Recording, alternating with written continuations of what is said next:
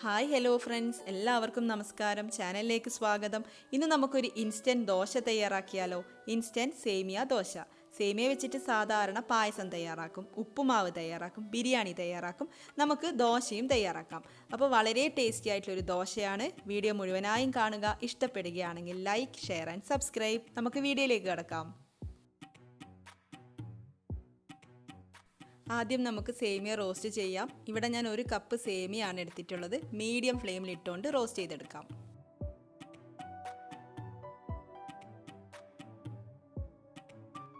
സേമിയയുടെ കളറൊക്കെ നന്നായിട്ട് മാറിയിട്ടുണ്ട്. സേമിയ നന്നായിട്ട് റോസ്റ്റ് ആയിട്ടുണ്ട്. ഇനി നമുക്ക് ഫ്ലെയിം ഓഫ് ചെയ്ത് കൊടുക്കാം. എന്നിട്ട് ഇത് വേഗം തന്നെ വേറൊരു പാത്രത്തിലേക്ക് മാറ്റി വെക്കാം. സേമിയ ഇവിടെ ചൂടാറി വന്നിട്ടുണ്ട്. ഇനി ഇതിലേക്ക് കുറച്ച് ഇൻഗ്രീഡിയൻസ് ചേർക്കാനുണ്ട്. എന്തൊക്കെയാണെന്ന് നോക്കാം. സവാള ചേർത്ത് കൊടുക്കാം. ഇതൊരു ചെറിയ സവാളയാണ്. വലിയ സവാളയൊക്കെ ആണെങ്കിൽ ഇതിൻ്റെ പകുതി ചേർത്താൽ മതിയാവും. പിന്നെ ഇഞ്ചി, പച്ചമുളക്, ചെറിയൊരു കഷ്ണം ഇഞ്ചി, 2 പച്ചമുളക്, ഇതൊക്കെ ചെറുതായിട്ട് കട്ട് ചെയ്തിട്ട് വേണം ചേർക്കാൻ വേണ്ടിയിട്ട്. മല്ലിയില ചേർത്ത് കൊടുക്കാം. ജീരകം ചേർത്ത് കൊടുക്കാം. സാധാരണ ജീരകം, ചെറിയ ജീരകമാണ് ചേർക്കുന്നത്. 1/2 ടീസ്പൂൺ ജീരകം ചേർത്ത് കൊടുക്കാം. ഇനി അരിപ്പൊടി ചേർത്ത് കൊടുക്കാം. അരിപ്പൊടി 1/2 കപ്പ് അരിപ്പൊടിയാണ് ചേർക്കുന്നത്. 1/2 കപ്പ് റവ ചേർത്ത് കൊടുക്കാം. അതുപോലെ 1/2 കപ്പ് തൈര് കൂടെ ചേർത്ത് കൊടുക്കാം. ഇനി നമുക്കിതിലേക്ക് വെള്ളം ഒഴിച്ചു കൊടുക്കണം. വെള്ളം കുറച്ച് കൂടുതൽ തന്നെ ഒഴിച്ചു കൊടുത്തോളൂ. 3 കപ്പ് വെള്ളമാണ് ഞാനിവിടെ ഒഴിക്കുന്നത്. എന്നിട്ട് ആവശ്യത്തിന് ഉപ്പും കൂടെ ചേർത്തിട്ട് നന്നായിട്ട് മിക്സ് ചെയ്ത് കൊടുക്കാം.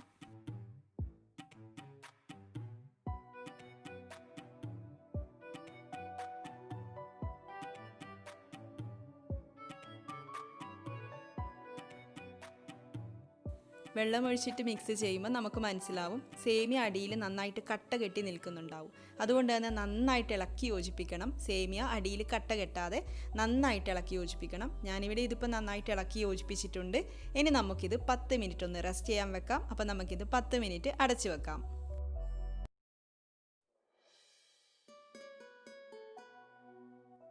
10 മിനിറ്റിന് ശേഷം ദേ നമ്മുടെ ബാറ്റർ ഇങ്ങനെയാണുള്ളത്. ഇപ്പോൾ കുറച്ചുകൂടി ഒന്ന് തിക്കായി വന്നിട്ടുണ്ട്. റവയും സേമിയും ഒക്കെ കുതിർന്നിട്ട് വീണ്ടും ഒന്ന് തിക്കായി വന്നിട്ടുണ്ട്. അപ്പോൾ നമുക്ക് വീണ്ടും ഒന്ന് നന്നായിട്ട് ഇളക്കി കൊടുക്കാം. ഇനിയും ഇതിലേക്ക് വെള്ളം ഒഴിച്ചു കൊടുക്കാനുണ്ട്. അപ്പോൾ ഞാനിവിടെ 1 കപ്പ് കൂടെ വെള്ളം ഒഴിക്കുകയാണ്.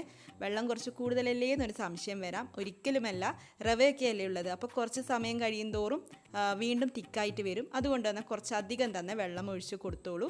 നന്നായിട്ട് ഇളക്കി യോജിപ്പിക്കാം. നമ്മുടെ സേമിയൊക്കെ ഇവിടെ നന്നായിട്ട് വെന്ത് വന്നിട്ടുണ്ട്. അത് നമുക്ക് തൊട്ട് നോക്കുമ്പോൾ തന്നെ മനസ്സിലാവും. അപ്പോൾ നമ്മുടെ ബാറ്ററി ഇവിടെ റെഡി ആയിട്ടുണ്ട്. ഇനി നമുക്ക് തയ്യാറാക്കി തുടങ്ങാം. ദോശ തയ്യാറാക്കുന്നതിന് മുന്നേ പാന് നന്നായിട്ട് ചൂടായിട്ടിരിക്കണം. അതൊന്ന് ശ്രദ്ധിക്കണം. ചൂടായ പാനിലേക്ക് വേണം ബാറ്റർ ഒഴിച്ചു കൊടുക്കാൻ വേണ്ടിയിട്ട്. പിന്നെ ബാറ്റർ ഓരോ തവണയും ഒഴിക്കുന്നതിന് മുന്നേ നന്നായിട്ടൊന്ന് ഇളക്കി കൊടുക്കണം. റവയും സേമിയും ഒക്കെ നന്നായിട്ട് മിക്സായിട്ട് വരാൻ വേണ്ടിയിട്ടാണ്. ഇവിടെ പാനിൽ കുറച്ച് ഓയിലൊന്ന് തടവിയിട്ടുണ്ട്. പാന് നല്ല ചൂടായി വന്നിട്ടുണ്ട്. ഇനി നമുക്ക് ദോശ തയ്യാറാക്കി തുടങ്ങാം. റവ ദോശയൊക്കെ ചെയ്യില്ലേ, അതുപോലെയാണ് ഇത് തയ്യാറാക്കേണ്ടത്. നമ്മൾ ബാറ്റർ ഒഴിച്ചു കൊടുക്കുകയാണ് വേണ്ടുന്നത്. ദോശ പരത്തിയെടുക്കാൻ പാടില്ല. ഒരു നെറ്റ് പോലെ ഇരിക്കും ദോശ. നമ്മുടെ ഇൻസ്റ്റൻറ്റ് ടൊമാറ്റോ ദോശ ചെയ്തില്ലേ, അതുപോലെ. അപ്പോൾ ആ വീഡിയോ കാണാത്തവരുണ്ടെങ്കിൽ അതൊന്ന് കാണണം. പിന്നെ ഈ ദോശ ഒന്ന് ഡ്രൈ ആയി കിട്ടാൻ വേണ്ടി കുറച്ച് ടൈം എടുക്കും. നമ്മൾ കൂടുതൽ വെള്ളമൊക്കെ ഒഴിച്ചതല്ലേ. ദോശയൊന്ന് ഡ്രൈ ആയിട്ട് വരുമ്പോൾ നമുക്കിതിലേക്ക് കുറച്ച് ഓയിലൊന്ന് ഒഴിച്ചു കൊടുക്കണം. ഇപ്പോൾ ദോശ ഡ്രൈ ആയി വന്നിട്ടുണ്ട്. അപ്പോൾ ഇതിൻ്റെ സൈഡിലും മുകളിലൊക്കെ ആയിട്ട് കുറച്ച് ഓയിലൊന്ന് ഒഴിച്ചു കൊടുക്കാം. ഒരു സൈഡ് ഇവിടെ റെഡിയായി വന്നിട്ടുണ്ട്. നന്നായിട്ട് മൊരിഞ്ഞ് വന്നിട്ടുണ്ട്. നമുക്കിനി ഇത് മറിച്ചിട്ട് കൊടുക്കാം. മീഡിയം ഫ്ലെയിമിലാണ് ഇടേണ്ടത്. അങ്ങനെ ആദ്യത്തെ ദോശ ഇതാ ഇവിടെ റെഡിയായിട്ടുണ്ട്. നമുക്കിത് എടുത്ത് വെക്കാം. ഇതുപോലെ ബാക്കിയുള്ളതൊക്കെ തയ്യാറാക്കിയെടുക്കാം.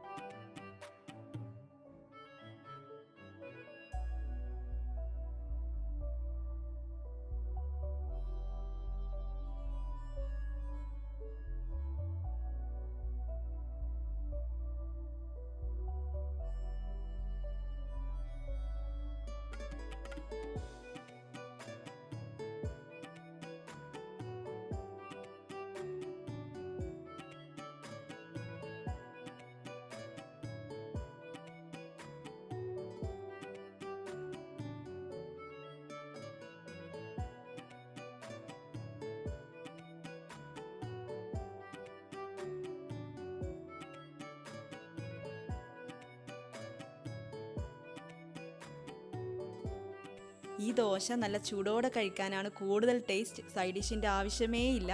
അപ്പോൾ എല്ലാവരും ഒന്ന് ട്രൈ ചെയ്ത് നോക്കണം. നമ്മുടെ ചാനലിൽ വേറെയും ദോശ റെസിപ്പീസൊക്കെ ഉണ്ട്, ബ്രേക്ക്ഫാസ്റ്റ് റെസിപ്പീസൊക്കെ ഉണ്ട്. അപ്പോൾ അതൊക്കെ എല്ലാവരും കാണുക, ട്രൈ ചെയ്ത് നോക്കുക. ഈ ഒരു റെസിപ്പി നിങ്ങൾക്ക് ഇഷ്ടമായെങ്കിൽ ട്രൈ ചെയ്ത് നോക്കാൻ മറക്കരുത്. മാത്രമല്ല ട്രൈ ചെയ്ത് നോക്കിയിട്ട് നിങ്ങളുടെ അഭിപ്രായം കമൻസിലൂടെ അറിയിക്കാനും മറക്കരുത്. ഇതുപോലെയുള്ള ഈസി ടേസ്റ്റി റെസിപ്പീസുമായിട്ട് നമുക്ക് വീണ്ടും കാണാം. താങ്ക്